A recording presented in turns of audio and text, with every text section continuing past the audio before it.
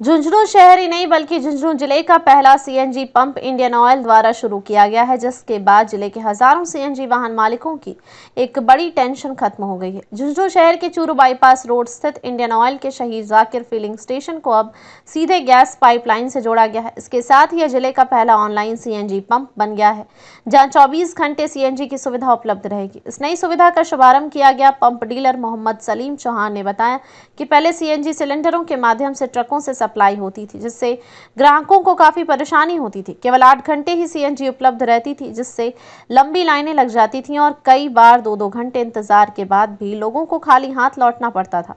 उन्होंने बताया कि जनता की परेशानी को देखते हुए लगातार इंडियन ऑयल से संपर्क किया गया, जिसके बाद अब झुंझुनू शहर के इस पेट्रोल पंप को डायरेक्ट गैस की पाइपलाइन से जोड़ दिया गया है। इससे न केवल 24 घंटे सीएनजी की उपलब्धता सुनिश्चित होगी, बल्कि शहर में प्रदूषण नियंत्रण में भी मदद मिलेगी। उन्होंने यह भी कहा कि सरकार और पंप प्रबंधन का प्रयास है कि अधिक से अधिक वाहन सीएनजी पर संचालित हों, जिससे पर्यावरण को लाभ मिले।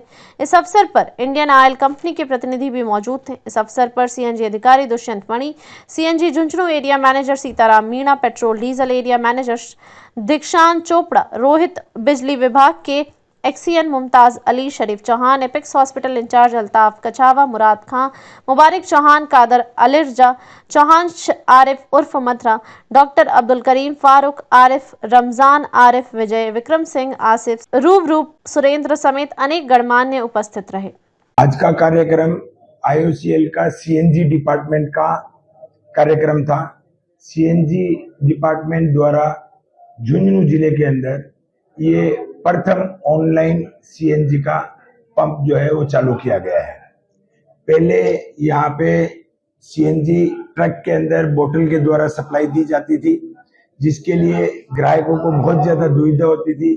लाइनें काफी दूर तक, आधा किलोमीटर तक लोग गाड़ियों में सीएनजी लेने के लिए परेशान रहते थे और फिर सीएनजी खत्म हो जाती थी। जो 2 घंटा वेट करने के बाद वो कस्टमर वापस जाता था, ग्राहक वापस जाता था, तो हमें भी अच्छा नहीं लगता और ग्राहक को भी ऐसा लगता था कि 2 घंटा मेहनत करके भी सीएनजी उपलब्ध नहीं हुई, उसे सीएनजी नहीं मिली, तो निराश होकर लोग जाते थे। तो हम निरंतर कोशिश करते रहे सीएनजी डिपार्टमेंट से कि सर कुछ ऐसा रास्ता निकालो जिससे ग्राहक जो है वापस नहीं जाए और 2 घंटा की उनकी मेहनत खराब नहीं हो।